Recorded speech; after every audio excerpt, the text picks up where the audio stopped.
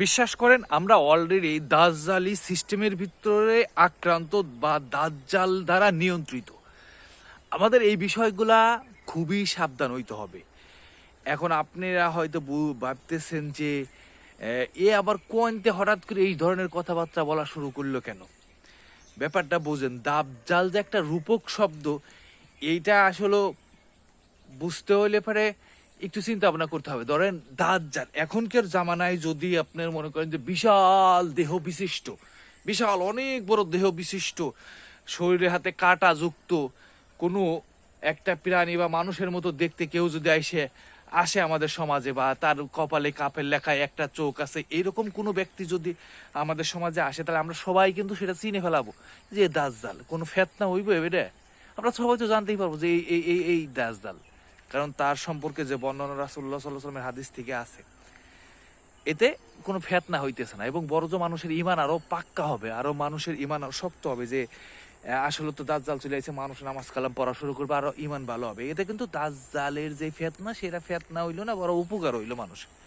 কিন্তু রাসূলুল্লাহ সাল্লাল্লাহু আলাইহি ওয়াসাল্লাম বলছে দাজ্জালের ফেতনা এত নিখুঁত, এত ভয়ঙ্কর হবে যা কল্পনা করা সম্ভব না।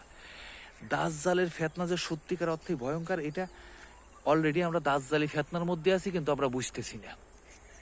যেমন ধরেন তামিম আদ-দারি রাদিয়াল্লাহু আনহুর যে হাদিস বলছে যে অমুক দ্বীপে দাজ্জাল বাঁধা ছিল, এই ছিল সেই ছিল, সেই হাদিস থেকে আমরা ভাবি কি যে আসলে তো তাহলে দাজ্জাল অমুক জায়গা বাঁধা ছিল, এত বড় শরীর, সে সারা পায়া এসে আমাকে ধরবি।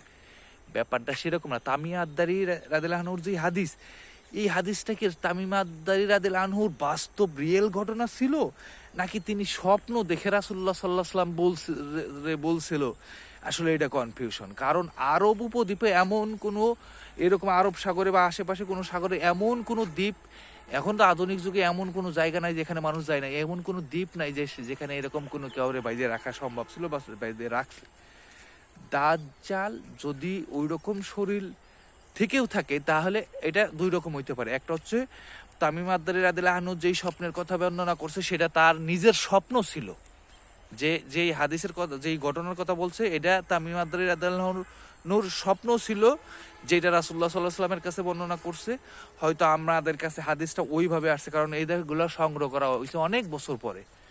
ঠিক আছে, এই একটা হইতে পারে। আর দ্বিতীয় ব্যাপার হচ্ছে যে তামিম আদ-দারি রাদিয়াল্লাহু আনহুর যে ঘটনা ঘটছিল, ওইটা হয়তো বাস্তবিক ঘটছে, কিন্তু ওই যে দ্বীপ ছিল, সেই দ্বীপের থেকে হয়তো দাজ্জাল অনেক অনেক বছর আগেই ছাড়া পাওয়া গেছে, এই আধুনিক সভ্যতা আসার আগেই। মানে যে সমস্ত সিস্টেম, হয়তো দাজ্জাল এমন কোনো সিস্টেম অলরেডি তৈরি করা শুরু করে দিছে অনেক বছর আগের থেকেই, যেটা আমরা আমরা জানি না। বিশেষ করে এমন অনেক কিছু আছে, এমন অনেক কিছু আছে যেগুলো আমরা দেখতেছি।